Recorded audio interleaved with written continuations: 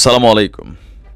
এই মুহূর্তে মার্কেটে ২টা ইস্যু খুবই ভাইরাল এবং ২ জন ব্যক্তি খুবই আলোচিত হয়ে আছেন, সমালোচিত হচ্ছেন বিভিন্ন কারণে। মেজর ডালিম ইস্যু প্লাস বাংলাদেশের একজন তরুণ বক্তা মিজানুর রহমান আল আজহারি হুজুর। হুজুর আপনি কার? আপনি কি জামাতের নাকি আপনি জনগণের? জামাতের আর জনগণের মধ্যে পার্থক্য আছে। আপনি কি শুধুমাত্র ইসলামিক বক্তা নাকি বক্তার আড়ালে জামাতের ইনফ্লুয়েন্সার? এরকম নানান প্রশ্ন যখন মাঠে বসে এসেছে, বিএনপির নেতাকর্মীরা আস্তে আস্তে তীব্র প্রতিক্রিয়া দিচ্ছে। It's a message, clear message Azhari হুজুরের জন্য যে আপনি যদি আপনাকে কোনো দলের সাথে কানেক্টেড করেন তাহলে আপনাকে আগামী দিনগুলোতে আওয়ামী লীগ সরকারের সময় যা হয়েছে ঠিক তাই হয়তো আবারও আপনার জন্য আসতে পারে। এটা আমার ব্যক্তিগত মতামত, কারণ প্রতিক্রিয়াগুলো কিন্তু আসা শুরু হয়ে গেছে। আওয়ামী লীগ কেন আজহারিরা অপছন্দ করতো? ইসলামের কথা, কোরআনের কথা বলতে এই কারণে, জীবনেও না। আওয়ামী লীগ আজহারিরা অপছন্দ করত কারণ আজহারি এই রাজনীতির মাঠে এরকম অনেক বক্তব্য দিতেন যেগুলো সরাসরি আওয়ামী লীগের গায়ে পড়তো, নাম নিতেন না। তিনি একসময় মুজিবুর রহমানকে নিয়েও, বঙ্গবন্ধু শেখ মুজিবকে নিয়ে অনেক পজিটিভ বক্তব্য দিচ্ছেন, কিন্তু যখনই এমন কিছু বক্তব্য দিচ্ছেন যেটা আওয়ামী লীগের গায়ে লাগে, তখনই কিন্তু আওয়ামী লীগ তার বিরুদ্ধে সোচ্চার হয়েছে। এখন ক্ষমতায় না থাকলেও বিএনপি কিন্তু তার বিরুদ্ধে যথেষ্ট সোচ্চার হয়েছে। সর্বশেষ এই তালিকায় নাম লিখিয়েছে বিএনপির তরুণ উদীয়মান ব্লুটুথ নেতা ইশরাক, সাদেক হোসেন খোকা সাহেবের ছেলে ইশরাক। ইতিমধ্যেই রাজনীতিতে যথেষ্ট পপুলার একজন ক্যারেক্টার। তো তিনি আবার আজহারি হুজুরকে নিয়ে বলছেন, গতকাল একটি বৃহৎ বক্তার মুখে শুনলাম, নাম নেন নাই টেকনিক্যালি, যাই হোক, তিনি বলছেন যে একদল খেয়ে গিয়েছে, আরেক দল খাওয়ার জন্য বসে রয়েছে। আমি তাদের উদ্দেশ্যে বলতে চাই, এই ধরনের মন্তব্য করে ঐক্য বিনষ্ট করলে দেশ এবং জনগণের ক্ষতি হবে।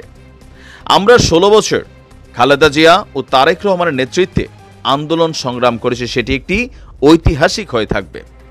আমার হাজার ভাইয়েরা গুম হয়েছে, খুন হয়েছে, ব্যবসা প্রতিষ্ঠান নষ্ট হয়েছে। আমাদের মতো এত নির্যাতন অন্য কোনো দল সহ্য করে নাই।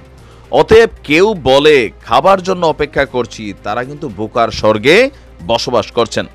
আপনারা ইতিপূর্বে খেতে পেরেছেন কিনা, এজন্য হয়তো আপনাদের মনে ক্ষোভ থাকতে পারে। কোথায় গিয়ে হাত দিছে যে আপনারা কোনোদিন রাষ্ট্র ক্ষমতায় যেতে পারেন নাই, যেতেও পারবেন না। তার মানে জামাতকে মেনশন করে এখানে কথাগুলো হয়তো সামনে আসছে। ইভেন কিংস পার্টির ইস্যুটাতে বরাবরই বাংলাদেশের প্রথম কিংস পার্টি হিসেবে বিএনপিকে দাবি করা হয়। এটা আমি বিভিন্ন রাজনৈতিক যারা বিশ্লেষক আছেন তাদের মুখেই শুনেছি।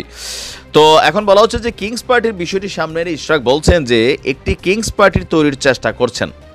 সরকারে যারা আছেন তারা কিংস পার্টি তৈরি করে ক্ষমতার আসার চক্রান্ত করছেন, বিভিন্ন রাজনৈতিক বক্তব্য দিয়ে অনৈক্য সৃষ্টি করছেন। এতে করে শেখ হাসিনা এবং আওয়ামী লীগের লাভই হবে। এ সকল কথাবার্তা বলে ঐক্য নষ্ট করবেন না। তো এখানে তিনি আপনার আরও দীর্ঘ যে বক্তব্য দিয়েছে, এখানে নানান ধরনের বক্তব্য আছে। যাই হোক, আজহারি হুজুর শুধু বলছিল যে স্বাধীনতার পর থেকে দেশ শুধু শাসকের হাত বদলি হয়েছে, আমরা কিছুই পাইনি। একদল খেয়েছে, আরেক দল খাওয়ার জন্য রেডি হয়ে আছে।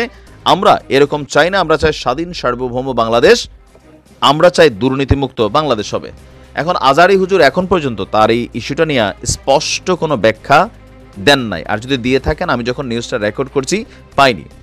হুজুর একটু ক্লিয়ার করা আছে, যদি বিএনপিকে মেনশন করছে, যদিও তিনি কারো নাম নেন নাই, কিন্তু বিএনপি মনে করছে ভাই এটা আজহারি হুজুর আমাদেরকে বলছে। আওয়ামী লীগ এরকম মনে করছিল, কইরা আজহারিটা দেশের থেকে লম্বা একটা সময় বাহির করে রাখছিল। তা আমি অ্যাজ ইউজুয়াল বরাবরই বলি, কিছু কিছু প্রফেশনের রাজনৈতিক কানেক্টিভিটি আসলে অসম্মান যোগায়।